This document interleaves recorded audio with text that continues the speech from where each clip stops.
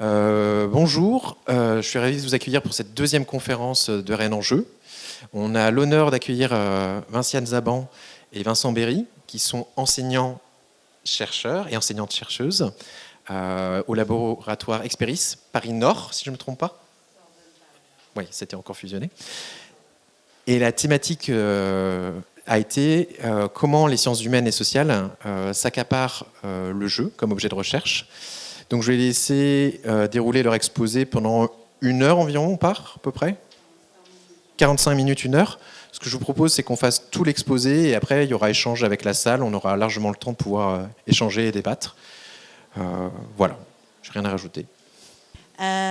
Donc très bien, merci. On remercie les organisateurs de nous avoir donné le micro, l'occasion de présenter notre travail. Donc Vincent et moi, donc on est chercheurs, enseignants. Ça fait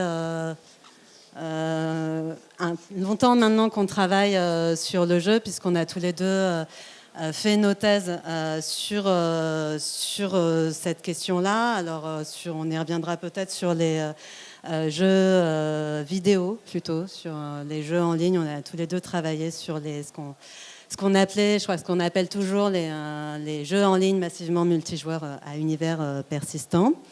Et depuis, on s'est retrouvés dans le même laboratoire et donc porteur aussi un peu d'une tradition de recherche sur le jeu qu'on a choisi là de vous présenter dans les grandes lignes. Donc assez rapidement, quand même pour resituer l'objet et la place qu'il a dans la recherche.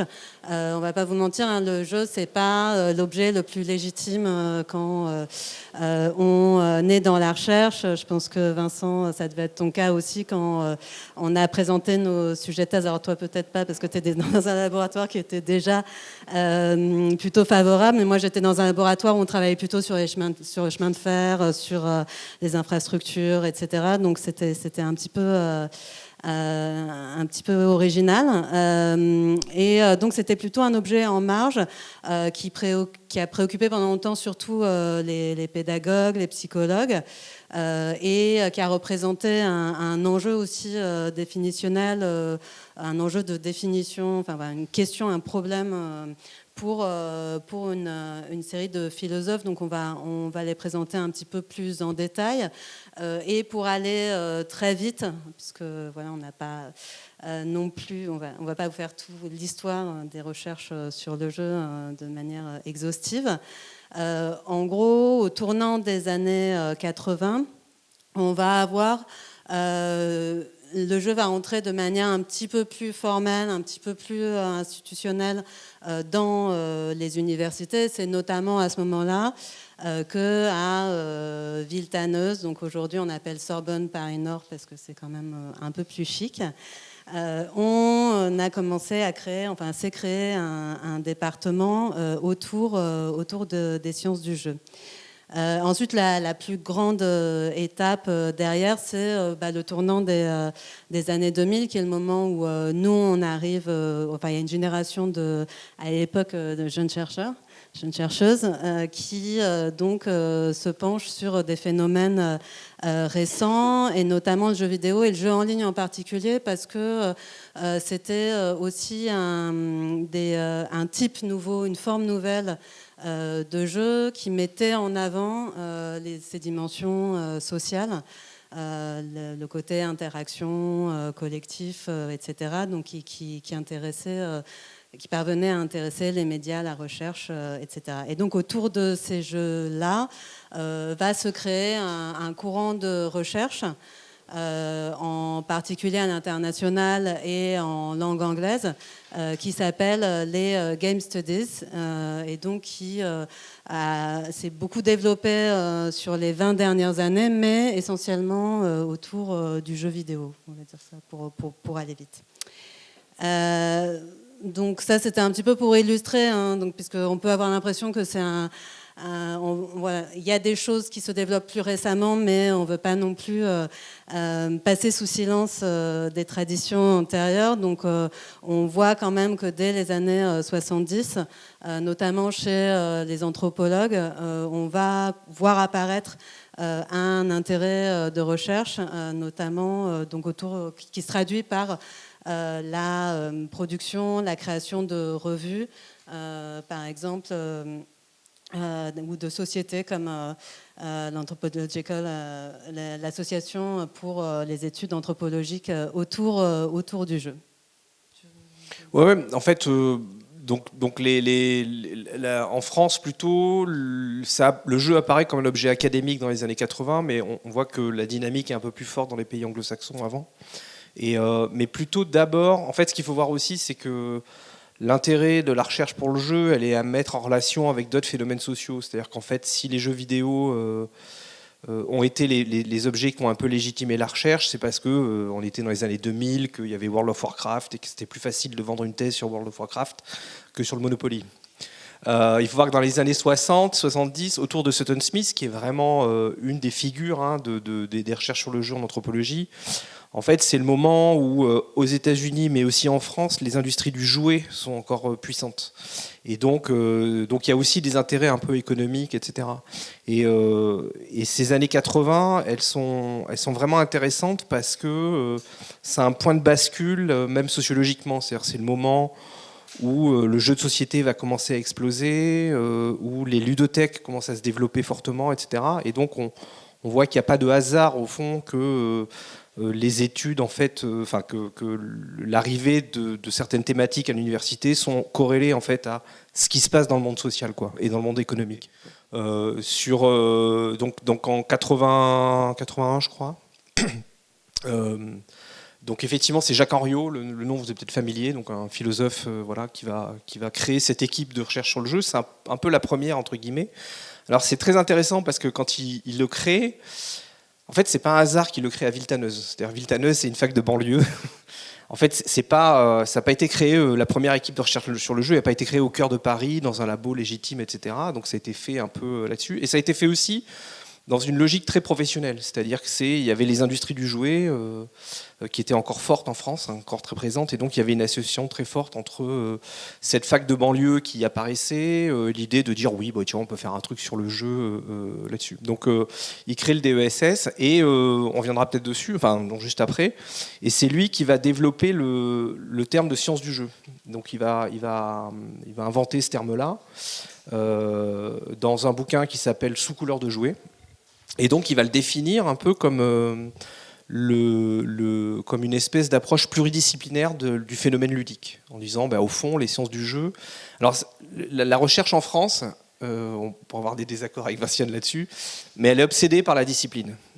Par les disciplines, vous êtes sociologue, vous êtes historien, et encore quand vous êtes historien, vous n'êtes pas historien en général, vous êtes historien de telle période, etc. Donc on a un découpage très fort des disciplines en France. Sur le modèle anglo-saxon, ils sont très très studies, ils font des cultural studies, ils font des media studies, et donc Henriot, lui, a une approche plutôt anglo-saxonne en disant, nous, ce qui nous intéresse, c'est d'étudier avec les outils des sciences sociales, c'est-à-dire aussi bien les historiens que les sociologues, que les anthropologues, etc., mais qu'on croise les regards pour essayer d'avoir une compréhension de la question du jeu. Et donc, il développe cette expression de science du jeu. Et d'ailleurs, très vite, l'équipe qui va constituer, elle va être constituée par des gens qui ne sont pas nécessairement d'horizons disciplinaires identiques. Donc, il va avoir Gilles Brougère, qui va être une figure importante, qui vient plutôt, lui, à l'origine de la philosophie, mais qui va plutôt rejoindre des approches un peu sociologiques. Quelqu'un qui s'appelle Michel Manson, je ne sais pas si le nom vous est familier, l'historien, c'est le grand historien du jouet. Et d'ailleurs, c'est intéressant parce que pour comprendre comment se développe la recherche, il ne faut pas avoir un regard uniquement la beauté de la recherche, etc. Il faut voir les logiques institutionnelles. C'est qu'en fait, c'est un département, et travailler sur le jeu de façon pluridisciplinaire, ils se sont dit, mais en fait, vous êtes où finalement? Parce que les sciences du jeu en français, il n'y a pas de discipline qui reconnaissent les sciences du jeu. Et donc, on va mettre cette équipe de recherche, donc Brougère, Manson, etc., dans les sciences de l'éducation. Parce que les sciences de l'éducation, là aussi, c'est un truc, on ne sait pas trop nécessairement ce que c'est. Dedans, il y a un peu de tout. Il y a des sociologues, il y a des psychologues, il y a des didacticiens. Et donc, comme c'était une discipline CNU, enfin universitaire, un peu large, en fait, ils se sont retrouvés dans cette équipe-là, mais avec des gens. Voilà, Michel Manson, typiquement, si vous lisez, il a plein d'ouvrages sur le jouet. Mais lui, en fait, il a travaillé avec Philippe Ariès, qui était un historien de l'enfance. Et comme lui, il a fait une histoire du jouet de l'Antiquité à... La dernière fois que je l'ai vu, il était au 19e siècle. Hein. En fait, pour les historiens, il n'était pas vraiment historien parce qu'il traversait toutes les périodes. Donc c'est aussi pour ça qu'il s'est retrouvé... voilà. Donc on vous donne à la fois la construction des objets, mais aussi des logiques institutionnelles qui sont derrière. Donc tout ça pour dire voilà, que Jacques Henriot a été une figure importante, il est toujours dans l'expression science du jeu, avec l'ambiguïté du terme jeu, c'est-à-dire que les anglo-saxons, vous avez vu, quand Brian Smith crée la première association, ça s'appelle des Play Studies, et ensuite on va parler de Game Studies. Et nous, les Français, on a le même mot en fait, pour game et play, qui est le mot jeu. Le jeu, ça désigne aussi bien l'objet que l'activité. Et donc, ça ne nous a pas complètement fermés. C'est-à-dire que ce qu'on a appelé science du jeu, c'est des gens qui vont s'intéresser aussi bien aux activités, aux individus, qu'aux objets, au matériel, à la matérialité des objets. Et donc, l'ambiguïté du mot jeu, je pense, ça a été une force pour les Français de ne pas se positionner en disant nous, on est des spécialistes de la matérialité, nous, on est des spécialistes des dispositifs, et nous, on est spécialistes de l'activité. Voilà. Et donc, pour en dire deux mots aussi, je l'ai évoqué déjà tout à l'heure, mais suite en fait à ces premiers développements, il y a donc cette espèce de, au niveau à l'échelle académique, un boom d'études sur le jeu qui apparaissent à partir des années 2000. Et donc avec un ensemble de revues qui aujourd'hui dominent un peu le champ, et donc comme je disais aussi, sont quand même plutôt orientés vers les jeux vidéo et vers certains types de jeux qui sont des jeux à succès, mais bon, on verra si on en reparle tout à l'heure. Donc ça, c'était un petit peu un préambule. La façon dont on a pensé la conférence, c'était de faire un peu trois parties. Une première partie qui reprend certains éléments qu'on a vus là, mais pour rentrer un petit peu plus en détail sur qu'est-ce que ça veut dire justement ces sciences du jeu, quelles sont les disciplines en sciences humaines et sociales, en tout cas, parce qu'on va pas forcément vous parler de théorie mathématique du jeu ou ce genre de choses. On reste quand même sur un champ un peu différent. Quelles sont ces disciplines et en fait pourquoi le jeu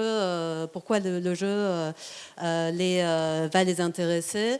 On reviendra ensuite sur une notion qui nous, en tant que dans quand même un cadre disciplinaire qui est plus proche de l'histoire, la sociologie, nous intéresse, qui est le concept de culture ludique, qui est aussi un concept qui a été développé par des chercheurs du laboratoire.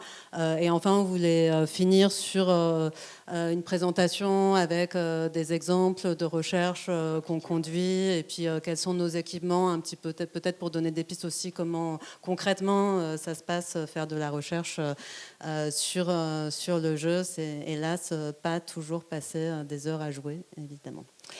La question, qui se soucie du jeu et quels sont les enjeux en fait des recherches dans les sciences sociales. Alors, qui se soucie du jeu, j'ai fait un petit panorama des auteurs qui sont généralement le plus cités. Donc apparemment c'est plutôt des hommes blancs d'un certain âge. Voilà. En tout cas, non, ce que ça dit surtout, c'est que les grands théoriciens du jeu les grandes théories du jeu qu'on a retenues, c'est plutôt celles de chercheurs, mais je pense qu'il y a un travail à faire qu'on n'a pas encore fait pour aller retrouver d'autres contributrices à ces réflexions. Et en fait, il y a un petit panel de la plupart des disciplines qui font référence, en tout cas de nous, dans les domaines qu'on étudie et qui vont donc de la psychologie jusqu'à la sociologie et la pédagogie, en passant par l'anthropologie et la philosophie, évidemment. Donc je ne sais pas si vous reconnaissez certains de ces noms, on va pas s'arrêter sur chacun pour faire une biographie, je vous rassure. Tu veux commenter quelque chose? Okay. Donc il y a une autre manière de le présenter qui est d'avoir une petite définition un petit peu des approches différenciées de ces disciplines. Peut-être que je te laisse, Vincent. Oui, alors souvent ce qu'on appelle les sciences du jeu, c'est pas du tout une discipline, mais c'est plutôt un champ disciplinaire. C'est-à-dire qu'on va voir, alors on l'a évoqué rapidement, il y a la revue éponyme Sciences du jeu qui est portée par notre fac, mais aussi par l'Université de Montréal. Je ne sais plus si c'est l'UQAM ou je confonds les deux. L'UQAM, ouais. L'Université du Québec, à Montréal, ouais. Et donc, ce qu'on va voir assez rapidement, c'est des positionnements aussi sur un peu des effets de discipline. On reviendra là-dessus, c'est-à-dire au fond, on va avoir des historiens du jeu qui sont peut-être, qui vont essayer de s'intéresser à l'évolution des objets, des industries, les travaux de Michel Manson. Plutôt des approches philosophiques dans ce champ-là, c'est-à-dire des gens qui vont essayer de produire des concepts, à la fois de définir le jeu, mais aussi de produire des concepts, des outils qui nous permettent d'analyser les objets, d'avoir un vocabulaire particulier propre à l'analyse du jeu. Alors, ça se voit assez tôt dans les premiers travaux, les références pionnières sur le jeu, ça va être Caillois, Huizinga, des gens qui vont essayer de définir le jeu, mais on voit aussi que toute une partie de la recherche aujourd'hui, même qui est très liée aussi aux jeux vidéo, c'est de produire des concepts, c'est-à-dire parler de rhétorique procédurale par exemple, pour essayer d'évoquer la façon dont des jeux racontent des histoires par des mécaniques. On va avoir, et donc il y a tout ce travail-là qui est toujours important aujourd'hui. Après, on peut voir des travaux plutôt d'anthropologie ou de psychologie qui vont avoir, on reviendra dessus, mais des approches un peu fonctionnalistes qui essaient de se dire, au fond, pourquoi on joue, quoi, à quoi ça sert, comment peut-on, pourquoi faire toute une soirée de The Gang, qu'est-ce qui peut expliquer cette espèce d'engagement? Est-ce que ça répond à un besoin? Alors que là, il y a plein de réponses possibles. Voilà, donc on va avoir des approches plutôt fonctionnalistes chez les psychologues et les anthropologues. Et puis les sociologues un peu laborieux comme nous, c'est-à-dire qui font des enquêtes statistiques pour dire, qui vont plutôt regarder l'évolution des pratiques de jeu, sa stratification sociale. C'est-à-dire qu'il ne faut pas oublier que le jeu, c'est un phénomène, mais qui est inégalement distribué dans le monde social, selon nos origines sociales, notre milieu, etc. On ne joue pas au même jeu, nos goûts et nos dégoûts ne sont pas les mêmes, etc. Et c'est une pratique culturelle qui distingue assez bien les individus entre eux. Voilà. Donc voilà, pour dire grosso modo, si on cherche à résumer aujourd'hui les trois grandes approches, on va dire, de la recherche sur le jeu, vous avez les approches plutôt qui continuent ontologiques, c'est-à-dire définir le jeu, produire des concepts, essayer de le circonscrire. On verra que c'est un peu ce qui est fondateur d'ailleurs dans les travaux. On a vu Huizinga, Caillois, on peut parler des travaux de Gilles Brougère, des travaux de Jacques Henriot, qui vont essayer de dire est-ce qu'on est capable de parler du jeu comme d'une activité singulière? Alors, c'est pas que des trucs perchés de théoriciens, c'est-à-dire on peut se dire oui, à quoi ça sert de définir le jeu, mais quand vous faites des enquêtes statistiques, qu'est-ce que vous rentrez dans le jeu ou pas, quoi? Voilà. Qu'est-ce que vous mettez derrière le mot jeu? Et puis on voit bien que les gens ont des représentations différentes. Donc il y a des enjeux un peu techniques quand même là-dedans. Les approches fonctionnalistes continuent toujours sont très présentes, qui essaient de comprendre la fonction biologique, sociale, psychologique, sociétale, etc. Et puis ce qui s'est beaucoup développé aujourd'hui, et on terminera un peu là-dessus, c'est des approches soit sociotechniques ou pragmatiques, c'est-à-dire des trucs qui se posent moins la question de qu'est-ce que c'est que le jeu et à quoi ça sert, mais d'essayer de comprendre qu'est-ce qui fait qu'on peut s'engager dans le jeu, quoi. Et c'est très lié à des problématiques de design, en fait. Voilà. Donc pour continuer un petit peu là-dessus, on s'est dit qu'on allait quand même aborder un peu justement les philosophes et en fait les problèmes et les difficultés que pose justement la définition du jeu. Alors, il y a eu beaucoup de tentatives de définition. On ne va pas toutes les mentionner ici. En France, on a tendance à pas mal retenir la définition, l'essai de définition de Roger Caillois, qui a une approche quand même assez rigoureuse en disant on va donner les caractéristiques du jeu et puis essayer de classifier, répertorier tout ce qu'on peut rentrer dans ces catégories. Je ne sais pas si tu veux dire deux mots. Donc on va avoir une époque où plusieurs définitions du jeu, la sienne, mais aussi celle d'un autre chercheur néerlandais qui s'appelle Johan Huizinga, vont donc être beaucoup reprises et beaucoup discutées. Nous, dans les travaux de nos étudiants, c'est des définitions qu'on va retrouver presque systématiquement. Mais en fait, ces définitions, elles posent toujours un petit peu problème, puisque comme tout effort de définition et de catégorisation, il y a toujours un cas limite, il y a toujours un exemple qui ne va pas fonctionner. Ça, c'est une réflexion à laquelle nous, on tient, qui va être beaucoup développée dans les travaux justement du laboratoire Experis en sciences du jeu à Villetaneuse, qui partent beaucoup de l'approche de Wittgenstein. Ouais, parce que si on regarde donc l'évolution de toutes ces approches de définir le jeu, au fond, il y a une tentative d'objectiver le jeu. C'est-à-dire, on est capable de dire le jeu, ça se caractérise par la liberté d'y jouer, enfin tous les caractéristiques, la gratuité, le caractère, bon, vous connaissez, etc., tous ces trucs-là. Mais dès qu'on commence à rentrer vraiment dans l'analyse, est-ce que se donner des paires de claques, c'est un jeu ? On commence à avoir des trucs qui se disent, mais il y a tout un ensemble d'activités, est-ce que ça rentre si bien que ça dans une analyse objective ? Et donc là, on commence à se poser d'autres questions. Alors, le philosophe qui a un peu cassé, enfin, c'est pas que le jeu d'ailleurs qui a cassé la philosophie, enfin, qui a essayé de casser la philosophie et la philosophie idéaliste, c'est effectivement Wittgenstein qui a toute une réflexion, alors notamment dans le Tractatus, sur l'impossibilité au fond de définir, ou en disant en fait peut-être que on est tous en train de se casser les dents parce que derrière un même mot se cachent des réalités différentes. Elles ont quelque chose en commun, mais on est prisonnier en fait du langage. Et parce qu'on a tendance, donc il prend l'exemple de la famille où l'oncle, enfin vous avez un repas de famille et puis certaines familles vont passer du temps à dire mais il a le nez de son papa, il a les oreilles de sa grand-mère, etc. Il a bien le caractère, et de dire il y a un bout de truc en commun et donc on va dire que tout ça fait une catégorie, voilà. Et Wittgenstein va avoir une influence très forte, notamment chez Brugère, sur l'idée de dire, au fond, il faut peut-être abandonner l'idée d'une définition objective du jeu, mais, et c'est effectivement la transition avec Henriot, c'est de dire peut-être qu'il faut non pas partir d'une catégorie objective du jeu, mais d'essayer de comprendre ce que les gens disent quand ils disent qu'ils jouent.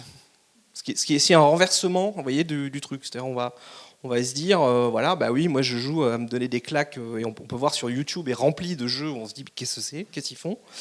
Et qu'est-ce qui nous dit que c'est du jeu, c'est pas du jeu ? C'est des questions aussi qui se posent aux anthropologues quand ils arrivent dans un pays étranger et qui se disent mais qu'est-ce qu'ils font ? C'est un rituel, c'est un truc, voilà. Et donc Henriot, Brugère, et sous l'influence de la pensée de Wittgenstein, vont dire au fond il faut peut-être juste considérer que c'est un mot et comprendre ce que les gens disent et font quand ils disent qu'ils jouent.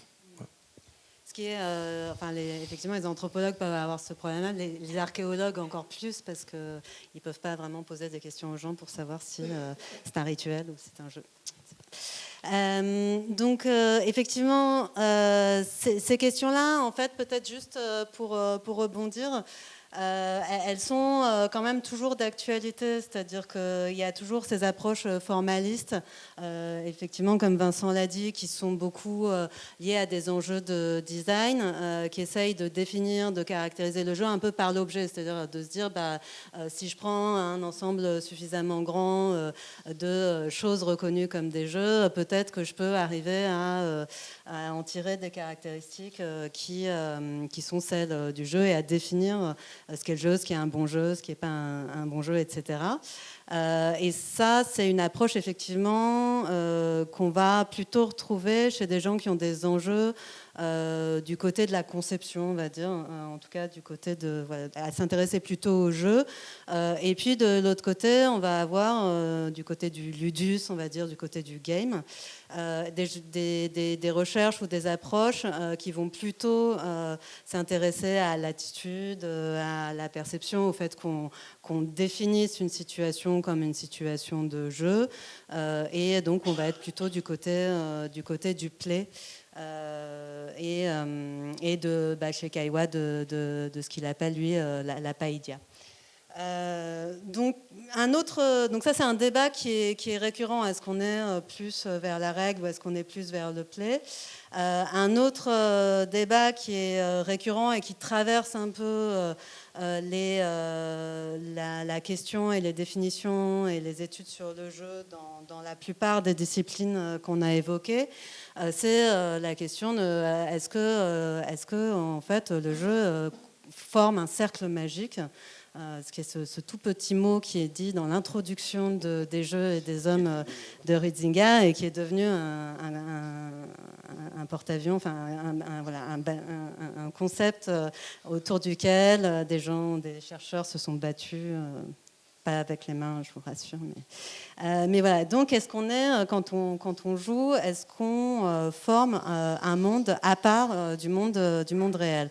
Donc, c'est effectivement une approche qui est intuitivement, je pense, assez convaincante dans l'idée que, notamment quand on a du jeu collectif, Huizinga dit on vit ensemble dans l'exception. Donc, ensemble à part, on se sépare des autres et en gros on transforme les règles de la vie ordinaire. Alors le débat autour de ça, c'est oui, mais en fait, c'est quand même un peu excessif de dire que le jeu forme un monde à part et notamment les anthropologues, par exemple, quand ils se sont intéressés à du jeu, Clifford Geertz, qu'on a vu tout à l'heure, qui travaillait sur les combats de coqs à Bali, montre dans ses travaux que toute la structure de l'organisation de ces combats, autour desquels il y a des paris, en fait, elle reflète et elle met en scène l'organisation sociale, les hiérarchies entre les participants, entre les différents membres de la société au sein duquel elle a lieu. Donc, d'une certaine manière, le combat de coq à Bali, il correspond à la définition du jeu, qui est notamment d'être improductif, c'est-à-dire de ne pas avoir de conséquences. Normalement, un des critères du jeu, c'est que ce qu'on fait en jeu n'a pas de conséquences dans la vie réelle. Et effectivement, finalement, les paris autour des combats sont un peu à somme nulle, donc il n'y a pas de conséquences même économiques.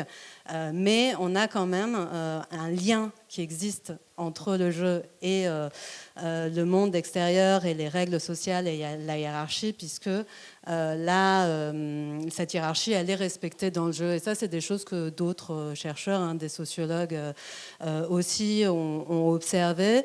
Notamment, par exemple, vous observez des gens faire des parties de bowling. C'est un Foot White, un sociologue qui observe ça et qui voit que dans la partie de bowling se reflète la hiérarchie de la bande de jeunes en fait, qui l'observe.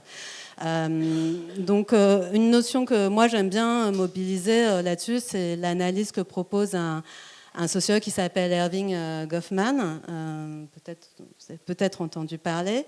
Qui lui parle pas de cercle magique, mais dit en fait il y a quand même il y a une forme de membrane en fait entre ce qui se passe en jeu, qui est effectivement un espace où on va donner une signification, on va s'accorder pour donner une signification particulière à des éléments et créer un monde de signification qui est propre à la rencontre ludique. Mais ce n'est pas non plus complètement étanche. Donc, c'est-à-dire qu'on va quand même avoir une circulation vis-à-vis de l'extérieur. C'est-à-dire que si vous jouez à un jeu avec votre patron, par exemple, en fait, il peut y avoir quand même un moment où certaines situations peuvent devenir délicates. Organisant des parties de jeu en classe, je peux vous confirmer que parfois, ça peut être des situations où on se rend compte que le cercle magique n'est pas tout à fait un cercle fermé. Voilà. Il a une phrase dans Fun in Games, ah non, c'est dans Encounter, bref, dans un autre article où il dit en fait, quand la noblesse anglaise dit quelqu'un pour jouer au tennis, il dit c'est très rare que les domestiques se proposent. En disant oui, moi, voilà. Donc une façon de dire que l'idée d'un cercle magique, parce que c'est une thèse qu'on va trouver aussi chez des sociologues comme Zimmel, c'est-à-dire l'idée que le jeu, c'est un moment où sont suspendues toutes les règles sociales ordinaires. Et d'une certaine manière, c'est pas idiot. C'est-à-dire que vous pouvez voir des enfants jouer avec leurs parents et tout d'un coup avoir le droit d'insulter les parents ou tout d'un coup d'être plus fort qu'eux ou de savoir mieux. Donc il y a bien quelque chose qui définit le jeu dans cette espèce de suspension des règles. Mais de là à dire que toutes les règles sont suspendues, certains disent bah non, en fait, voilà, les domestiques vont pas jouer au tennis avec leur maître. Et on va un petit peu continuer là-dessus, mais aussi un point donc, que je trouve intéressant dans ce travail-là de Goffman, c'est de pointer l'intérêt que représente le fun, en fait. Et mine de rien, c'est pas toujours quelque chose qui est pris au sérieux, l'amusement, l'engagement particulier, en fait, que propose les situations de jeu et dit c'est ça en fait le plus important finalement dans ces questions-là, c'est comment les gens y sont engagés. Donc pour la petite anecdote, Fun in Games, c'est le seul écrit d'Erving Goffman, donc il y a un sociologue assez connu qui n'est pas traduit en français pour l'instant, il faut qu'on s'en occupe. Donc c'est aussi pour dire que finalement le jeu est aussi pris comme un cas particulier très intéressant d'espace dans lequel, et Vincent a beaucoup travaillé sur cette question dans sa thèse, dans lequel on se permet de prendre de la distance par rapport à l'organisation sociale normale. Ce qu'on dit parfois, c'est jouer, c'est regarder le monde comme un artifice, c'est-à-dire qu'en fait, on accepte de se mettre dans une situation artificielle. Donc voilà pour cette partie, mais ça fait une transition sur cette question, en fait, puisque c'est une question un peu rhétorique. Est-ce que le jeu est un phénomène intemporel et universel ? Alors, il y a du jeu de tout temps, mais le jeu en tant que tel ne reste pas le même historiquement. En tout cas, c'est un peu le constat qu'on a. Alors, on va faire, là, on va donner quelques exemples, mais désolée par avance parce que c'est vraiment un peu impressionniste comme la façon dont on va présenter les choses. C'était pour donner quelques illustrations au-delà de la question de la définition, est-ce qu'on peut avoir une définition absolue du jeu, comment en fait on peut percevoir qu'il va s'inscrire dans l'histoire et dans le temps de manière particulière en fonction des sociétés, des groupes dans lesquels il a lieu. Donc peut-être tu... Oui, donc on évoquait, donc il y a, on va dire, les recherches sur le jeu. Vous avez tout ce travail de définition, de qu'est-ce que c'est, etc. Et puis vous avez un travail un peu, on va dire, plus empirique, moins conceptuel, mené par les historiens et les sociologues, qui consiste à essayer de voir, sous des termes différents, quel type d'activité était désigné jeu. Donc il renvoie aussi quand même à la question de Huizinga et de Wittgenstein, etc. C'est-à-dire, bon, on ne va pas se poser la question est-ce que c'est du jeu ou pas, mais on va essayer de faire... Alors, vous avez énormément de travaux d'historiens du jeu, Jean-Michel Mel, Elisabeth Belmas, etc.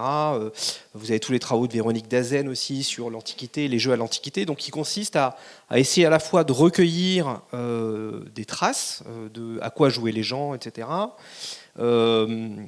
Avec l'idée de comprendre la signification dans les sociétés de ces pratiques-là, qui étaient concernés, et c'est là où le caractère, effectivement, on a tous commencé une disserte qu'on n'avait pas bossé en disant de tout temps, les gens, voilà. Donc on a fait de tout temps le jeu, et puis en fait les historiens vont vous dire non, pas de tout temps, ça dépend qui, ça dépend à quel jeu. Et donc tous ces travaux d'historiens nous renseignent vraiment sur la façon dont certains jeux passent du domaine de l'enfance au domaine des adultes, etc. Ça nous donne aussi ce qu'on appelait jeu, parfois serait aujourd'hui, c'est l'histoire des Jeux Olympiques, ce qu'on appelle Jeux Olympiques, enfin les Jeux Olympiques athéniens ou grecs étaient juste une sorte de massacre organisé où les gens mouraient, etc. Donc les historiens nous permettent à la fois de voir ce qui a survécu dans le temps, mais aussi de voir que les choses ont changé, que les activités ont changé, etc. Donc c'est très très important tout ce travail-là, qui consiste pas du tout à se poser la question de ce que c'est que le jeu, mais d'essayer de voir ce que les gens faisaient quand ils parlaient de jeu.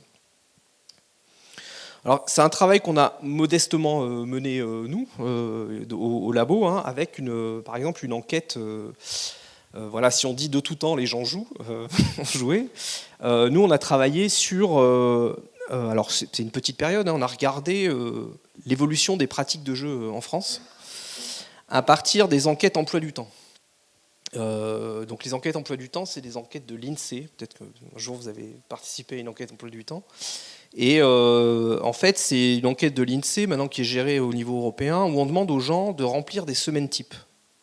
Donc on leur dit qu'est-ce que vous avez fait lundi, mardi, etc. Voilà. Et en fait, ça nous donne une espèce d'indicateur sur l'évolution du coup des loisirs en général. Et nous, on a travaillé sur est-ce que les gens... voilà.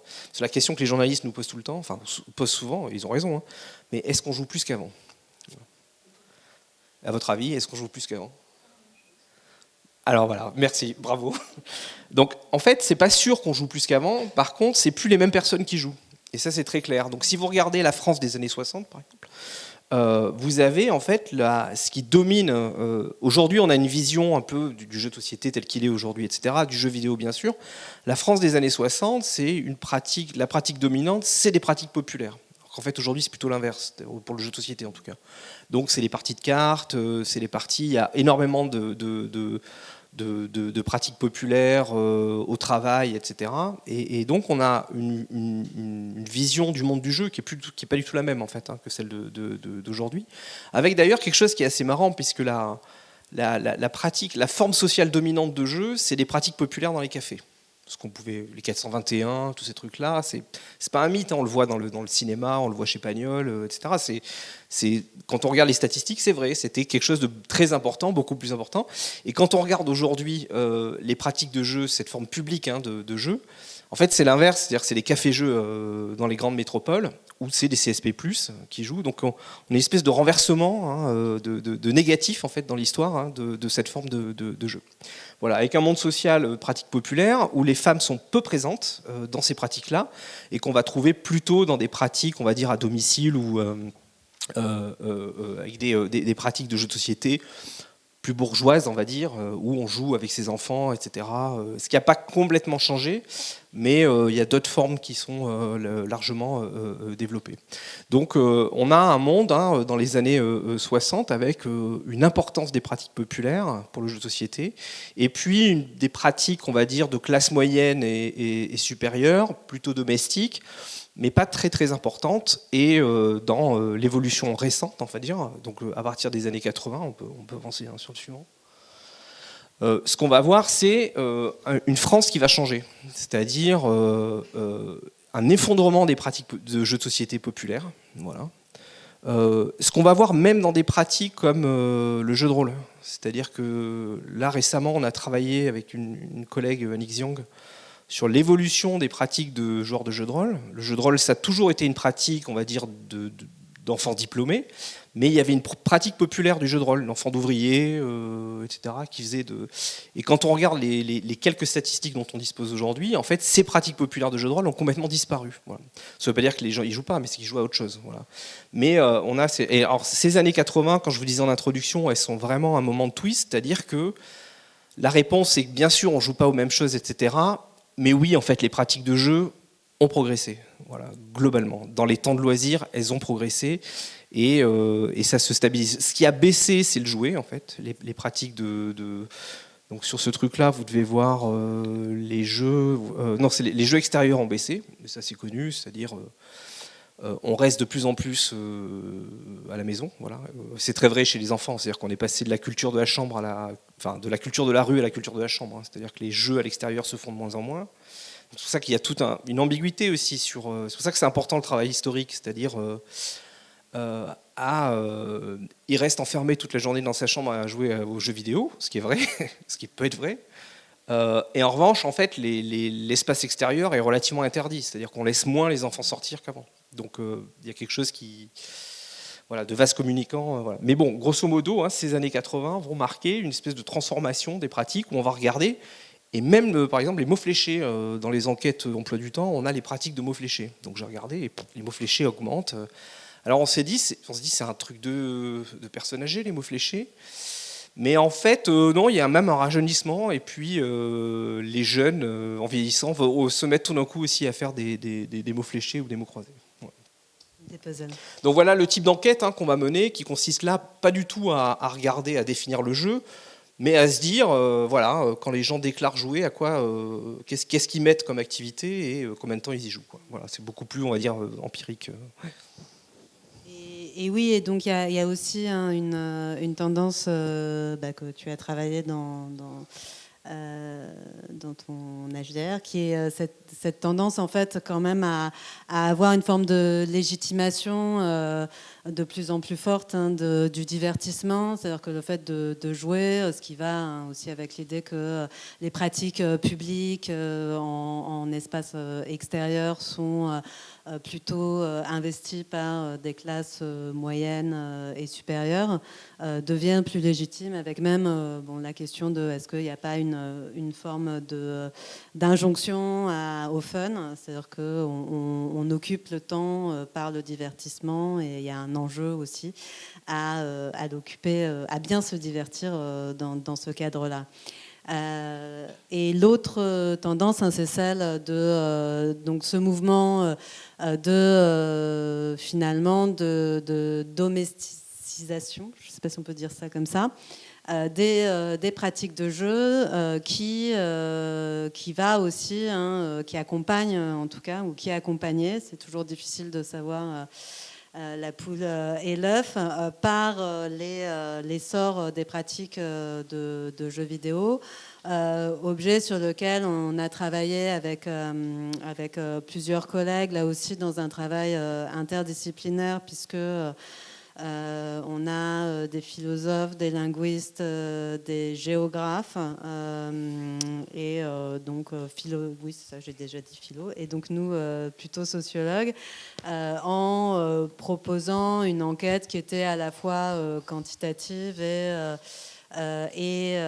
qualitative, c'est-à-dire aller rencontrer des joueuses et des joueurs, leur faire parler de leur parcours, et aussi mener une enquête par questionnaire qui en fait était à l'époque, au moment où on l'a faite, plutôt originale, dans la mesure où les seules données qu'on avait sur les pratiques de jeux vidéo, c'est des données qui étaient fournies par l'industrie. Donc qui faisait faire des enquêtes sur des échantillons de joueurs en disant que la moyenne d'âge était super élevée, mais leur échantillon commençait à 18 ans, donc de toute façon c'était quand même un peu compliqué. Enfin bon, on avait des petits problèmes avec ces enquêtes-là, et là donc on a essayé en fait de faire ce que font les sociologues quand ils interrogent les pratiques culturelles de manière générale, et puis aussi une question de définition, là encore. Comment en fait on parle du jeu vidéo, puisque la plupart des enquêtes qu'on avait avaient un peu l'hypothèse que qu'est-ce que c'est qu'un jeu vidéo, c'est un jeu sur console, des triple A, enfin des jeux assez assez important à produire, etc. Alors que nous, on a essayé d'ouvrir la question pour ne pas exclure alors aujourd'hui ça paraît plus évident, mais ça n'était pas à l'époque, les joueuses et les joueurs occasionnels, c'est-à-dire jeux sur portable, et bon, avec ce constat qui était que le jeu le plus, quel est le jeu le plus joué en France. Donc je ne sais pas si vous avez une idée. En tout cas à cette époque c'était celui-là, et je ne pense pas que ça ait changé. Les jeux vidéo, si on a... C'est pas mal, mais c'est pas mal. Ouais. Pire encore. Qui est, en fait, il est un peu partout. Alors l'enquête, on l'a fait en 2014, mais c'est toujours vrai aujourd'hui. Ouais. C'est vieux, hein, 2014. Et ben, c'est le solitaire, en fait. Dame de pique.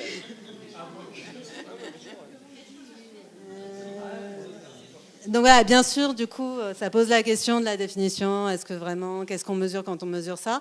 Mais en même temps, ça permettait aussi de saisir des usages qui étaient pas saisis avant. Ouais, en fait, ça posait donc cette enquête-là, enquête plutôt sociaux, elle essayait de documenter en gros les pratiques de jeu en sortant effectivement, en essayant d'aller attraper ce qu'on appelle les pratiques faibles. Voilà. Et donc du coup, ce qu'on voyait, c'est, vous évoquiez le solitaire. Si vous prenez les pratiques de solitaire chez les retraités tous les matins, etc., vous avez des espèces de quantités. Et donc la vision du jeune, bien sûr qu'elle est présente, hein, c'est un idéal type. Mais en fait, ce qu'on montrait, c'était une espèce de diffusion du jeu vidéo dans la société qui était beaucoup plus impressionnante que les discours qu'on avait habituellement là-dessus. Quoi. Ouais. Alors, d'une part, une diffusion, et puis d'autre part, aussi une segmentation au sens où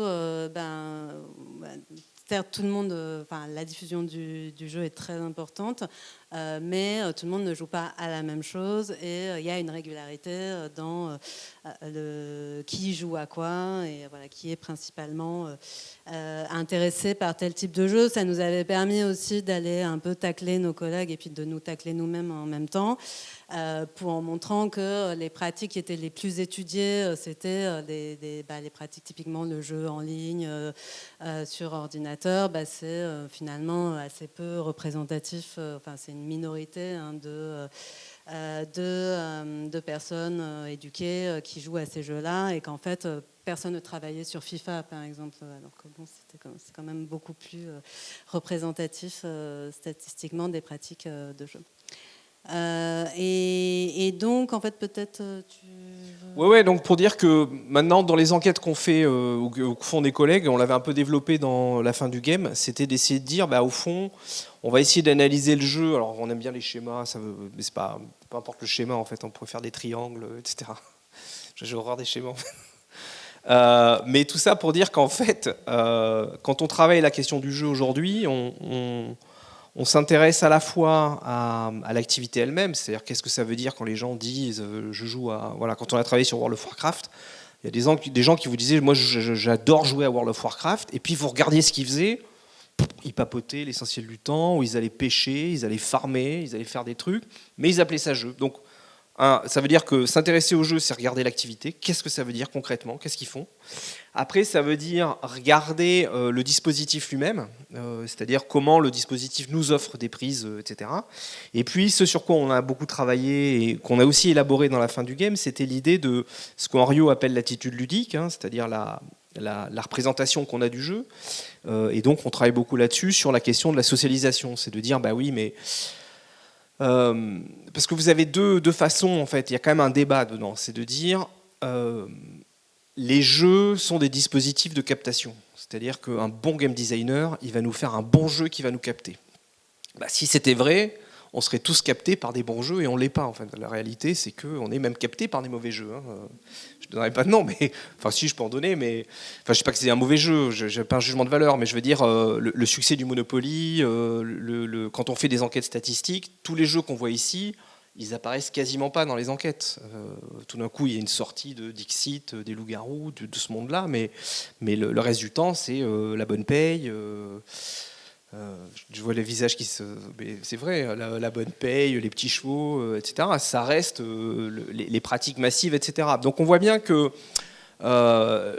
jouer à un jeu, c'est pas qu'une affaire de qualité du dispositif, mais que ça renvoie à des socialisations, des logiques de socialisation ou des contextes dans lesquels on joue. C'est-à-dire que parfois, on joue plus pour faire plaisir avec ses copains que pour l'activité ludique elle-même. Donc c'est en ça que tout d'un coup on s'est dit, le jeu c'est pas qu'une affaire d'activité, c'est pas qu'une affaire de game, de dispositif, mais c'est aussi une affaire de contexte et de disposition à rentrer dans ces formes de jeux-là. Et c'est ce qu'on a appelé la culture ludique. Ouais, c'est quelque chose qu'on voit très concrètement quand en fait, et que plein de pédagogues voient quand ils ont une classe et ils se disent je vais utiliser le jeu pour du coup engager plus mes élèves, mes étudiants. Et puis là en fait ils se rendent compte que en fait il y a plein d'élèves et d'étudiants qui n'ont pas l'habitude de jouer et qui savent pas comment faire. Et la première chose qu'on apprend, hein, c'est ce que dit Gilles Brougère donc depuis longtemps, c'est quand on met un jeu en classe ou dans une situation d'apprentissage, c'est apprendre à jouer au jeu en fait. Donc du coup cette question de culture ludique, elle n'est pas du tout anodine. Puisque voilà, elle va quand même conditionner beaucoup l'accès à l'offre et le fait aussi de pouvoir profiter de cette offre-là. Donc comme en fait on a une culture cinématographique, une culture littéraire, il y a un certain nombre d'éléments qu'on est plus prêt en fait à apprécier, plus disposé à apprécier. Hein, dans disposition, il y a cette idée-là. Quand on a été familiarisé avec. Donc d'où, hein, et c'est pareil dans le jeu vidéo, on a toujours une prudence quand on parle de bons jeux et de mauvais jeux, de jeux de qualité, intelligents, etc. C'est-à-dire que oui, ok, mais qu'est-ce qu'on dit vraiment? Est-ce qu'on ne disqualifie pas des publics quand on dit ça?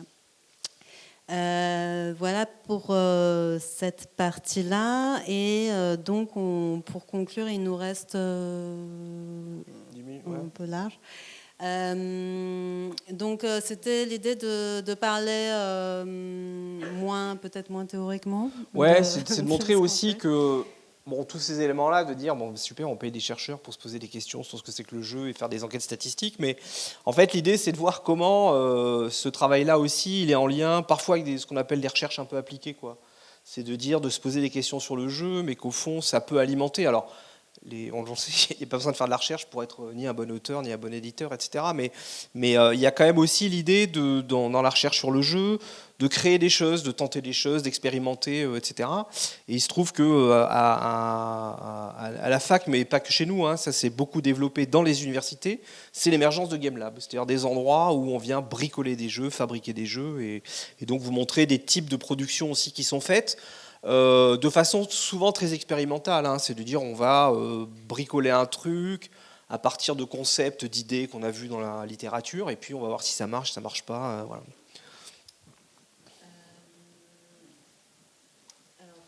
Donc évidemment on fait de la recherche, mais peut-être on en a déjà pas mal parlé, on y reviendra un petit peu après. Et juste pour donner une idée aussi concrètement, comment on fonctionne, comment on est équipé. Donc on a bien sûr le laboratoire de recherche Experis et donc avec ce laboratoire, autour de ce laboratoire, comme dans la plupart des institutions de recherche et d'enseignement, il y a une formation donc qui est très importante pour le développement de nos recherches, parce qu'en fait il y a vraiment des échanges dans les deux sens. Donc on a un master inscrit en sciences de l'éducation, mais qui a une spécialisation en sciences du jeu, donc dans lequel on accueille des personnes qui souhaitent, alors pas créer des jeux. Il y a des cours de création de jeux, mais essentiellement, c'est pas voué à faire des game designers. C'est plutôt approfondir des connaissances. On a des gens qui font, par exemple, en formation continue, qui décident de se spécialiser, par exemple, dans cette question, et donc qui viennent faire le master chez nous. On a aussi des gens en formation initiale qui se dirigent au métier de l'éducation ou de l'animation, mais qui souhaitent avoir une spécialisation là-dessus. Et donc c'est important, parce que si on vous montrait nos CV, vous verriez qu'il y a beaucoup de choses de recherche, beaucoup de recherche qui a été produite aussi suite à des travaux qu'on a menés avec des étudiants ou voilà, en collaboration, soit dans le cadre de leur mémoire, soit dans le cadre de cours qu'on fait avec eux. Et puis on a aussi depuis 2016 donc ce Game Lab qu'on appelle Ludomaker, qui a une petite particularité par rapport au réseau, on va dire, de Game Lab francophones, qui est d'être plus spécialisé sur le jeu de société. Je ne sais pas d'ailleurs pourquoi. Enfin, spécialisé sur jeu de société et puis aussi sur Lego, parce que l'ingénieur pédagogique est expert Lego et donc nous a amené cette spécialité avec. Expert, c'est avec le mot lui. sympa en fait. Oui, ça existe. Et donc c'est un espace qui est assez important pour nous, qui nous a, enfin déjà qui profite beaucoup aux étudiants. Je vais passer dessus puisque c'est un espace en fait qui est déjà divisé en plusieurs parties, où donc il y a une ludothèque, une petite ludothèque qui justement va permettre aux étudiants qui arrivent et qui n'ont pas une culture jeu de société importante de découvrir. Donc il y a beaucoup de temps passé, ils ont du temps pour jouer, et puis ça permet aussi de proposer du matériel de jeu pour les cours, parce que quand on fait des théories du jeu, on a aussi parfois besoin de faire de manipuler les objets et d'expérimenter pour réfléchir. Et enfin, on a des sessions de création. Enfin, il y a des modules de création de jeux, soit sur l'année, soit on peut accueillir parfois d'autres formations, notamment. On accueille une formation en jeux vidéo qui est que nous on gère pas, mais qui vient faire une semaine de game jam sur du prototypage jeu de société. Puisqu'il y a donc une partie du labo du Game Lab qui est équipé pour la fabrication de prototypes avec imprimante laser, 3D, etc. Et différents matériaux. Donc l'activité aussi du Game Lab, elle est assez diverse, puisque Nicolas Spigneros, donc notre ingénieur pédagogique, travaille aussi avec des enseignants de l'université ou des réseaux d'enseignants pour créer des jeux pour la formation. Par exemple, on a ici un exemple de jeu qui a été créé pour former des enseignants, pour une simulation de vie de lycée. Et toi, tu connais peut-être un peu mieux ce cas-là. Ouais, non, celui-là, c'était une collègue en physique, en fait, les salles blanches, en fait. Je ne sais pas si vous connaissez les salles blanches en physique, c'est des endroits où, en fait, il faut qu'il n'y ait aucune saleté, aucune impureté, en fait, puisque vous faites des manipulations de choses nano, etc. Et en fait, c'est très dur de former les étudiants en physique à bien utiliser la salle, et donc on a développé un jeu, mais c'est juste un exemple parmi d'autres. Donc il a créé aussi d'autres jeux autour des bactéries, etc. Mais bon, c'est de la production un peu. Et un autre dispositif qui est intéressant et qui montre aussi le type de choses qu'on peut développer, c'est un concept lié à Lego, qui est un dérivé d'une forme de vulgarisation scientifique qui s'appelle ma recherche en 180 secondes. Là, l'idée, c'est d'utiliser le matériel Lego Serious Play. Je ne sais pas si vous connaissez cette gamme particulière de matériaux qui est fait pour pouvoir faire des workshops avec des Lego, faire du show and tell, fabriquer des choses, les assembler, etc. Et là, en fait, les chercheurs sont invités à construire un élément, un ensemble Lego qui va représenter leur recherche, et ensuite de l'expliquer en vidéo sur un format plutôt court. Donc ça, c'était le concept initial qui a été déposé. Et un autre dérivé intéressant de ce produit-là de la recherche du Game Lab, pour parler avec un langage corporate, c'est un partenariat avec la Cité des Sciences et de l'Industrie, où en fait on a là, cette fois, c'est des chercheurs qui viennent présenter sur ce même dispositif ce qu'ils font à des enfants. Et les enfants, c'est les enfants en fait, qui doivent reproduire en Lego ensuite ce qu'ils ont compris de la recherche. Alors c'est un peu biaisé parce que c'est beaucoup des enfants de chercheurs qui sont dans le public. Un peu biaisé. C'est à la Cité des Sciences. Mais il y a un projet de le développer ailleurs en fait. Voilà. Et peut-être un autre élément, un dernier élément qu'on peut présenter, c'est le fonds patrimonial du jeu de société. Donc, ouais, parce que autant les Game Labs, donc c'est de la recherche un peu appliquée, etc. Et il y en a de plus en plus dans les universités. Alors dans le jeu, je crois même qu'il y a des jeux vidéo très célèbres entre guillemets qui sont le fruit d'expérimentation dans des Game Labs. Je me demande si, je suis pas sûr, mais Paper Please, je sais pas si ça vous parle. Ça a été une création comme ça dans un truc expérimental. Voilà. Mais ça vérifie, je suis plus sûr que ce soit Paper Please.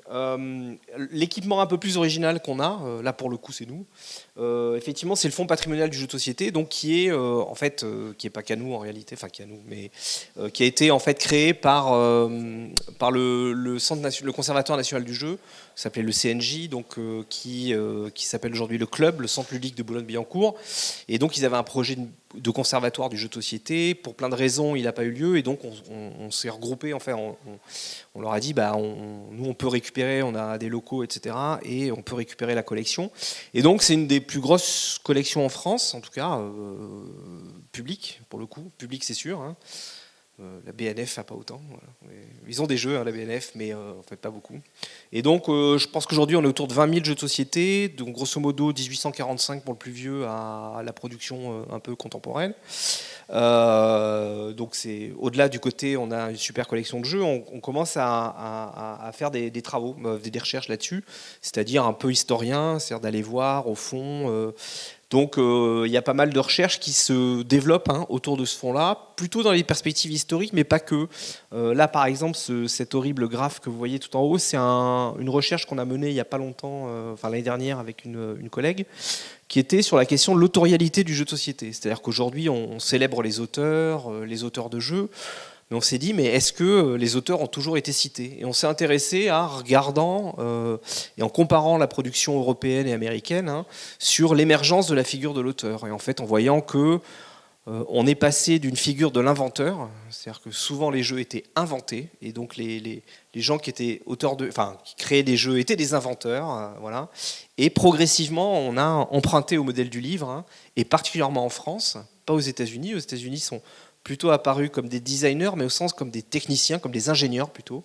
Et donc on a deux cultures qui s'affrontent un peu autour du jeu de société, avec une culture anglo-saxonne qui est une culture de l'ingénierie, et puis une culture, on va dire, française et allemande en partie aussi, qui est plutôt une culture du créateur littéraire, quoi. Voilà. Et donc on s'est amusé, on s'est pas mal amusé à le faire, à essayer de voir l'évolution dans le temps, etc. Et à partir de quand on a ce basculement du statut. Voilà.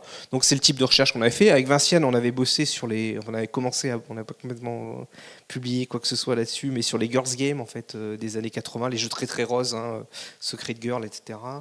Voilà, donc il y a pas mal de recherches qui se développent, pas que nous d'ailleurs, c'est un fonds qui est utilisé par d'autres chercheurs. On a une collègue historienne qui a utilisé une partie du fonds pour travailler sur la représentation de l'histoire française dans les jeux français. On a une collègue australienne qui est venue au fond, Melissa Rogerson, je ne sais pas si le nom vous est familier. Elle travaille sur les jeux hybrides.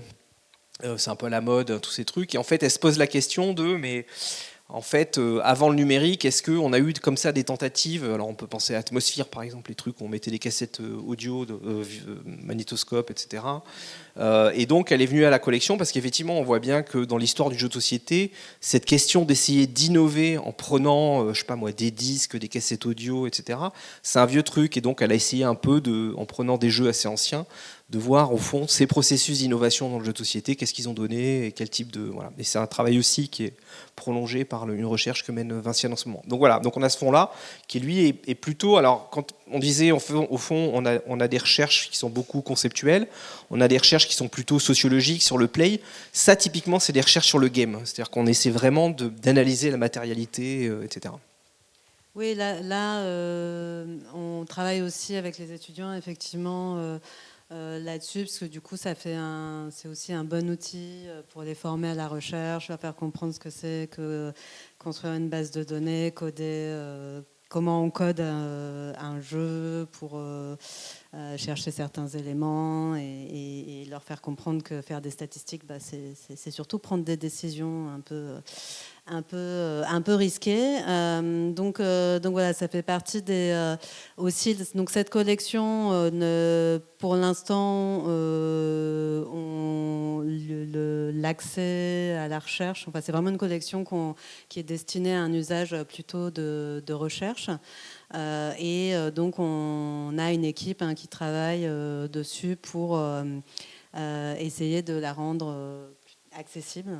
Et voilà, parce que évidemment c'est quand même là vous n'avez pas j'ai pas mis d'image mais c'est quand même un volume important et complexe à gérer. Je pense qu'il y a des collectionneurs par ici, donc si on vous dit 20 000 titres, vous voyez assez vite le problème. Donc voilà, donc on est en train de travailler dessus. C'est un peu un travail en cours. Et voilà, on arrive au bout, je pense. Ouais.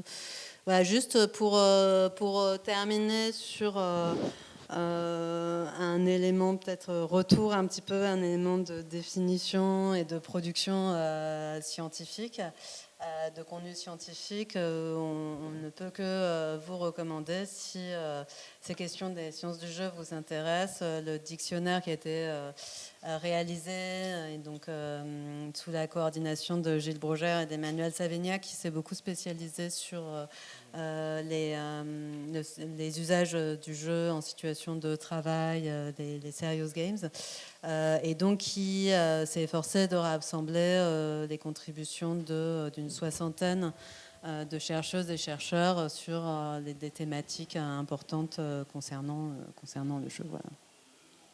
Et voilà, nous vous remercions pour votre attention. Et,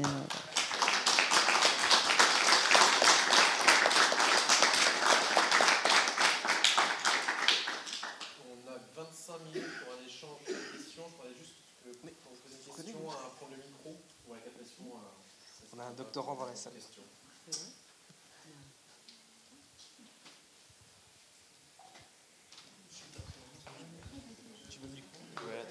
Moi, je vais prendre un qui. Toi en premier. Allez. Okay. Ouais, bonjour, merci beaucoup pour tout ça, c'était vraiment très intéressant. Il y a une partie en particulier dont j'ignorais totalement l'existence et qui m'interpelle à fond. C'est tout le réseau des Game Labs dont vous parlez. Moi, il me semblait, mais du coup, manifestement, je me trompais, que la pratique d'enseignants-chercheurs qui étaient game designers et qui tentaient des jeux expérimentaux, c'était surtout pratiqué dans les pays anglo-saxons. Et manifestement, je me trompe, parce que vous parlez d'un réseau de ces endroits paradisiaques qui existent, où des gens tentent des expérimentations de jeux de société. Il y en a où dans les grandes villes de France? Parce que, après quelques recherches sur des cursus qui parlent ou qui tournent autour du jeu en France, à part Sorbonne Paris Nord, j'ai pas trouvé grand-chose. Donc, quel est ce réseau des Game Labs? Si vous pouvez m'en dire plus, ce serait super. C'est une société secrète. Alors, je le disais, nous, on est spécialisés sur le jeu de société et c'est un peu notre originalité. La plupart des autres Game Labs sont plutôt orientés sur jeux vidéo. Et c'est le réseau qu'on a en fait essayé de constituer avec eux, partait d'un groupe de chercheurs et chercheuses francophones, donc, dont des Belges, des Suisses, donc des Belges qui sont beaucoup basés à Louvain, La Neuve et à Liège. Et Sébastien Genevaux, non, peut-être dedans? Ouais. Il y a l'équipe de Metz, oui, de Sébastien Genevaux et Laurent Philippot, mais qui eux aussi sont plutôt sur jeux vidéo. Et aussi au Québec, donc à l'Université du Québec à Montréal, ils ont un laboratoire équipé de capteurs, et en fait ils font maintenant du jeu de société. Notamment, il y a une chercheuse qui s'appelle Gabrielle Trépanier-Jobin, qui a développé des jeux de sensibilisation. Elle a eu un financement de Gaming Lab pour l'un d'entre eux. Donc ils ont pas mal d'outils de mesure. Et par ailleurs, il y a un autre Game Lab qui c'est à Montréal, à l'Université de Montréal cette fois, qui est plutôt sur l'histoire du jeu vidéo. Donc en fait, ils archivent et ils documentent ces éléments. Donc chacun a un peu sa spécialité, mais si vous voulez faire des jeux de société... Voilà, ok. Et ces spécificités, elles restent un peu, elles sont déjà définies. Est-ce qu'il y a un Game Lag, par exemple à Rennes ou je sais pas, dans d'autres grandes villes de France, ils font tous du jeu vidéo ou c'est juste ce réseau international? Mais il y a l'Engine aussi à Angoulême, où ils font beaucoup d'expérimentation. Par exemple, nous, j'avais participé à une recherche où il y avait des joueurs, des étudiants. Ouais, dans le micro. Ouais, ils avaient une recherche où ils avaient impliqué des étudiants, mais aussi des profs et des ingénieurs, où c'était comment est-ce qu'on peut faire un FPS pour des gens malvoyants. Typiquement, voilà. Et donc, c'était purement expérimental, c'est-à-dire on développe des trucs, on les teste, ça marche pas, etc. Donc, c'est des recherches un peu expérimentales. Par exemple, Vinciane ne l'a pas évoqué, parce qu'elle est très modeste. Non, mais ils avaient fait une super recherche qui était sur, je ne sais pas si vous connaissez la notion de rhétorique procédurale. C'est le terme très à la mode et tout. Alors, ça vient du jeu vidéo, etc. Et puis, Vinciane et Stéphanie Madère, qui est une chercheuse, mais jeux vidéo, ont pris au sérieux cette notion. En se disant, bon, on va tester, quoi. Et donc, c'était Stéphanie, tu me dis si je trahis le truc, mais en fait, ils avaient fait des Tetris, des versions de Tetris, où, en fait, le jeu, alors, tantôt il trichait, tantôt il récompensait beaucoup, etc. Donc, le jeu, en fait, produisait un discours par ses mécaniques. Uniquement par les mécaniques, voilà. Et en fait, très peu de gens captaient en fait qu'il se passait quelque chose. Donc ça déconstruisait en partie, enfin tu vas mieux la vendre que moi l'enquête, mais moi ce que j'ai retenu et que j'ai beaucoup aimé, c'est qu'au fond, la question de rhétorique procédurale, c'était un truc de chercheur, c'est-à-dire que c'est un truc de passionné de jeu qui est capable de produire une analyse sophistiquée sur le jeu, etc. C'était un peu le test extrême, c'est-à-dire l'idée c'est si on dépouille... Parce que tous les jeux qui font preuve de rhétorique procédurale, en fait, ont beaucoup de paratextes, d'éléments visuels, d'explications, de contextualisation. Et si on dépouille et qu'on garde que les mécaniques, est-ce que ça marche ? Et là, on s'est retrouvé face à... déjà, on s'était dit, on prend Tetris, parce que, déjà, pour Stéphanie, c'était plus simple de le coder. Et puis, c'est un jeu, tout le monde connaît, etc. Et en fait, il y a 10 000 versions de Tetris. Et on s'est rendu compte que tous les gens qu'on interrogeait, y compris, on a biaisé le truc, on est allé chercher des gens qui jouaient à Tetris, mais en fait, ils avaient tous leur routine. Et selon les versions de Tetris auxquelles ils avaient joué, Tetris 99 ou l'original, en fait, ils n'avaient pas du tout les mêmes réflexes. Et donc, ils ne comprenaient pas les choses. Et une des choses principales, c'était que Stéphanie avait tout fait dans l'idée que les gens allaient essayer de faire des Tetris. Donc, c'est-à-dire de faire tomber une barre pour faire 4 lignes en même temps. Et ce n'est pas du tout l'objectif de plein de gens. Donc, voilà. Donc, il y a eu... En tout cas, ça a donné des choses intéressantes. Peut-être, ça ne démonte pas, bien sûr, la question de la rhétorique procédurale, mais ça permet de questionner un peu ces applications.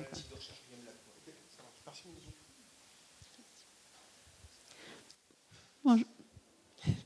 Bonjour. Merci d'être venu jusqu'à Rennes. Moi, j'avais eu la chance d'entendre Vincent à Cannes en 2020, quand tu avais présenté les résultats justement de culture et pratique du jeu de société en France. Et j'avais 2 questions. Donc, l'une qui concernait cette enquête. J'ai vu que vous aviez mis la photo de l'article sur qui veut jouer au Monopoly. Ouais. J'ai même l'article ici pour ceux que ça intéresse. Okay. Je trouve qu'elle est hyper intéressante. Enfin, moi, en tout cas, en tant que passionnée de jeu, je me suis reconnue dans le petit chapitre la passion du joueur. Et j'avais été marquée sur le fait que, effectivement, 99% des gens connaissaient le Monopoly et 9% connaissaient Dixit. Alors que moi, tous mes amis connaissent Dixit, forcément. Ouais. Et donc, je m'interrogeais sur le fait que, est-ce qu'il y a des remises à jour de cette étude ? Ah, super.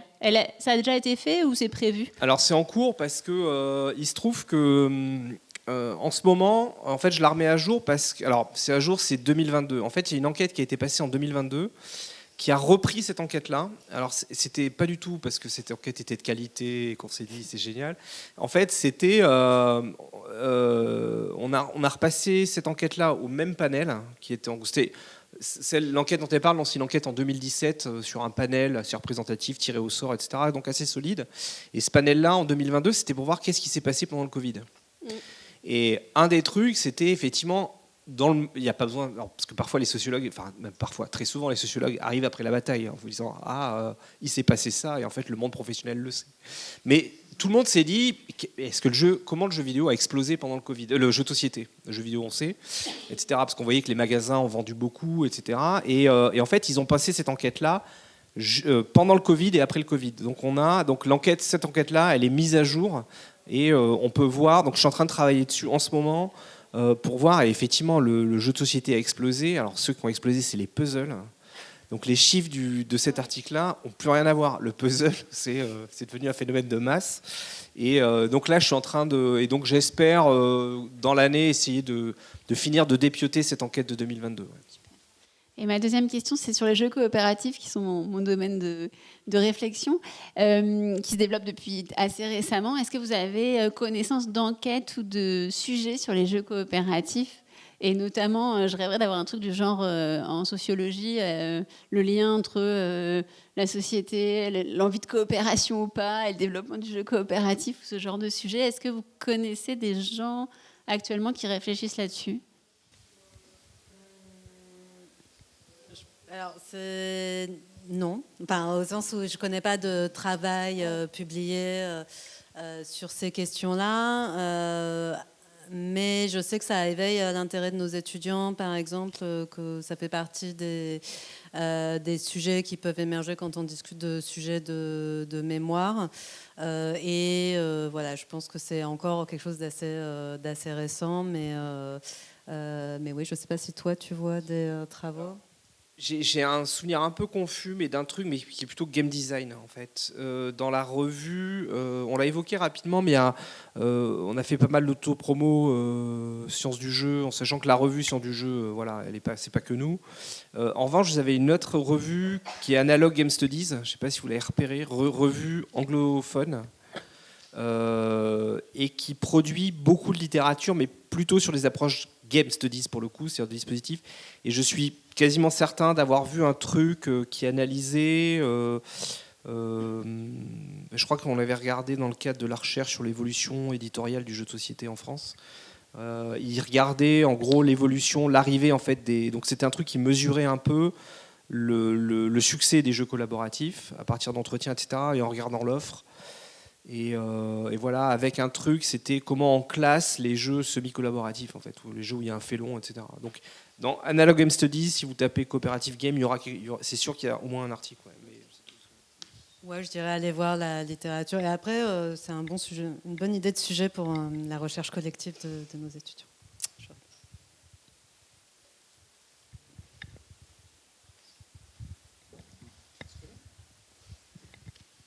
Merci. Vous avez parlé, alors je vous pose la question vraiment en tant qu'universitaire, de chercheur dans l'université. Vous avez parlé de Lego, de Gaming Lab. Et ma question, c'est jusqu'à quel point la recherche aujourd'hui est influencée par l'industrie ?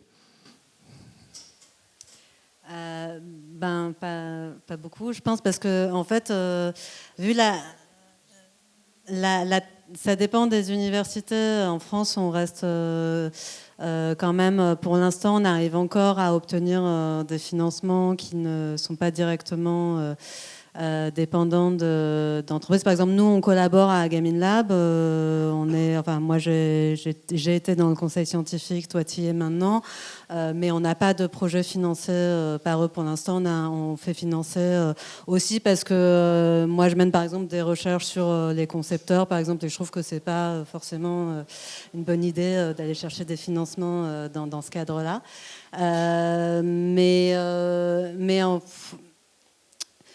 Je pense qu'en fait, la difficulté, c'est que les fonds publics financent assez peu les recherches sur le jeu. C'est assez compliqué d'obtenir des gros financements de recherche, ANR, etc. là-dessus.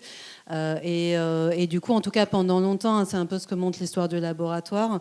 Beaucoup de recherches sur le jouet ont été financées, par exemple, au laboratoire par Mattel. Donc sans forcément qu'il y ait une attente d'avoir des résultats qui sont convergents avec les politiques de l'entreprise. Et puis, je serais un peu modérée là-dessus parce que, en plus, le calendrier de la recherche et celui de l'industrie sont quand même très différents. C'est des temporalités assez longues chez nous, et comme disait Vincent, souvent on arrive un peu après la bataille. Donc, voilà, je dirais ça. Je ne sais pas si tu veux compter. Non, pour répondre à ta question, je ne sais pas, moi, sur les financements qu'on a de la recherche, je dirais qu'on doit être à peu près à 5%, enfin, sur le volume qu'a le labo, on doit être entre 5 et 10% de trucs qui viennent de... Et tout le reste, en fait, nous, on a du bol, entre guillemets, du bol. Après, j'ai pas de problème à travailler avec le privé du tout, mais en fait, on a le Labex ICA, qui est un gros Labex public pour le coup, qui s'appelle Industrie culturelle et créative, et qui finance des recherches sur les industries culturelles. Et avec Vinciane, on a réussi effectivement à monter pas mal de projets grâce au Labex ICA, ce qui a permis même des financements rapides, etc. Voilà. Donc non, la situation, je pense, mais il faudrait vérifier, elle est quand même un peu plus différente pour notamment les facs canadiennes où les industries sont très présentes, etc. Où là, les enjeux, à mon avis, sont un peu plus forts. Ouais. Donc on est un peu préservé. En même temps, c'est parce qu'il n'y a pas de budget. Vous savez que les budgets de l'université n'ont pas été votés, enfin comme aucun budget d'ailleurs. Donc on ne sait pas du tout. Et après, c'est vrai que nous, on est plutôt dans le cadre de la formation. On a un intérêt quand même à avoir des partenariats avec les entreprises, les éditeurs, etc. Puisque voilà, à un moment, on a des étudiants, des étudiantes qui souhaitent faire carrière dans le secteur. Donc en tout cas, les partenariats qu'on développe là-dessus sont plutôt dans ce sens-là, c'est-à-dire c'est plutôt des liens avec certaines maisons d'édition qui accueillent nos étudiants en stage, etc. Mais c'est plutôt dans ce sens-là que vers la recherche. Le point aussi, c'est que en fait, on produit de la recherche qui peut intéresser le privé. C'est ça que moi j'ai un peu découvert, c'est-à-dire, en fait, les grosses boîtes, elles n'ont pas besoin des sociologues pour faire des enquêtes. Ils ont leur panel, etc. Mais en fait, le type d'enquête qu'on produit et le type de questions qu'on se pose, c'est des questions généralement qui se posent pas. Si tu regardes du côté de l'industrie, en fait, leur truc, c'est le profiling, c'est-à-dire qu'ils profilent des joueurs, c'est-à-dire il aime Dixit, donc il aime je sais pas quoi, il regarde tel truc, il consomme tel. Donc c'est vraiment des trucs. Alors que nous, on arrive en faisant des espèces de trucs de stratification, en disant les effets de diplôme sont très puissants, etc. Et c'est des questions généralement qui se posent pas ou même qu'ils n'ont pas le droit de poser dans leur cadre. Voilà. Donc il y a un rapport entre recherche publique et recherche privée pour l'instant dans le domaine du jeu qui me semble de bon échange en fait. C'est-à-dire que moi je regarde leurs enquêtes avec intérêt et eux regardent pour l'instant en se disant tiens, ils produisent des trucs qu'on ne produit pas, quoi.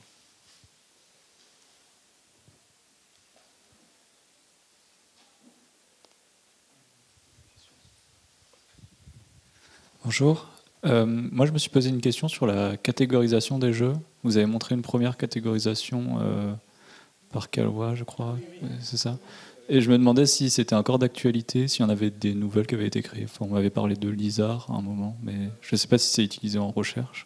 Enfin, et celle-là m'a beaucoup étonné, puisqu'il y a quelque chose comme le travestissement et le théâtre et l'alpinisme, qui sont tous des versions de jeu. Je me demandais si c'était encore utilisé si c'était aussi large que ça, votre sujet de recherche. C'est un peu le problème des catégories. C'est qu'en fait, là, on se retrouve très vite avec la catégorie autre, déjà, qui prend beaucoup de place. Et puis, effectivement, selon les époques, en fait, au moment où Kaiwa travaille sur cette catégorie-là, il souhaite, je pense, ouvrir un peu la définition du jeu. Alors, ce qui est intéressant, et je pense ce qui marche à peu près encore, ou en tout cas, ce qui peut être utile, nos étudiants en particulier trouvent ça intéressant si ils se lancent dans des analyses de corpus de jeu, par exemple, cette division entre jeu agon, le jeu compétitif, la dimension aléatoire, la mimicry, c'est-à-dire tout ce qui est imitation, simulacre, ou le jeu d'expérience, de sensation. Alors bien sûr, ça a été décliné, développé avec des catégories qui font peut-être plus sens aujourd'hui. Ça, c'est des critères qui ont l'air d'être opératoires pour certains designers ou pour certains travaux qui s'intéressent à des questions de conception. Pour nous, en fait, ça l'est quand même assez peu. Ce qu'on avait quand même utilisé dans nos travaux, Vincent comme moi, sur les joueurs de jeux en ligne, c'est par exemple l'opposition entre joueurs compétitifs, joueurs qui va être plus, les joueurs sur World of Warcraft par exemple, qui vont être plus intéressés par un engagement dans l'univers, faire du jeu de rôle. Donc on peut réutiliser ce type de typologie là dans certains cas, mais voilà, c'est pas. Il y a aussi un collègue, Mathieu Triclot, je ne sais pas si vous voyez qui c'est un philosophe qui a fait un très bon bouquin qui s'appelle Philosophie des jeux vidéo, hein, qui débute par Socrate et Mario qui discutent. Vous voyez que la recherche est actuelle. Hein. Qu'est-ce que c'est qu'un jeu vidéo? Voilà. Donc c'est un dialogue entre Socrate et Mario, c'est un très bon bouquin. Et lui, il s'est amusé une fois à coder des jeux vidéo, faire coder des jeux vidéo par ses étudiants. Avec ces catégories-là, pour voir si c'était stable d'ailleurs. Est-ce que les gens étaient capables? Est-ce que le jeu vidéo résistait à des catégories? Parce qu'il faut bien voir que quand Caillois le fait, il le fait dans une perspective anthropologique, c'est-à-dire un peu universaliste. Donc c'est des catégories un peu larges. Après, les catégories, il y en a plein. Vous avez évoqué Ezar, c'est ça? Ouais, il y a Ezar, il y a celle de Caillois. Je crois que Jean Château, qui est un psychologue, qui a fait un travail de collecte des jeux d'enfants. Donc genre jouer à pas marcher sur les lignes, enfin vous voyez, jusqu'à ce niveau-là il était allé. De quoi? Michel Boutin typiquement, Jean-Marie Lotte, voilà. Donc tout le monde plein de gens ont fait des catégories. En fait les catégories n'ont de sens que par rapport à un projet scientifique qui est derrière. Ezar, c'est pour ranger des jeux enfin je ne dirais pas comme ça. Ezar c'est pour classer en fait des jeux dans des ludothèques, etc. Donc lui il le faisait dans cette perspective un peu anthropologique, un peu universaliste, etc. Et donc voilà, donc nous aussi on élabore des classifications, mais vraiment dans des soucis il faut que ce soit utile à l'analyse, quoi. Voilà. Et d'ailleurs, c'est un enjeu quand on interroge les joueuses et les joueurs et dans des enquêtes statistiques de ne pas réutiliser des catégories de ce type-là, parce que déjà, bon, évidemment, est-ce que vous êtes plutôt Agon ou Mimicry? Je pense que tout le monde ne peut pas répondre. Mais aussi de ne pas réutiliser des catégories commerciales, parce que le problème, sinon, c'est qu'est-ce qu'on interroge quand on interroge ça. Et du coup, par exemple, on n'en a pas parlé, mais c'est vrai que dans le cadre de l'enquête qui était mentionnée, qui veut jouer au Monopoly, Vincent avait développé ce qu'il appelle un test de culture ludique. En fait, on présente un jeu, c'est quelque chose qu'on fait aussi dans les enquêtes sur les pratiques culturelles. C'est-à-dire qu'on a une liste de personnalités, on demande si les gens les connaissent, etc.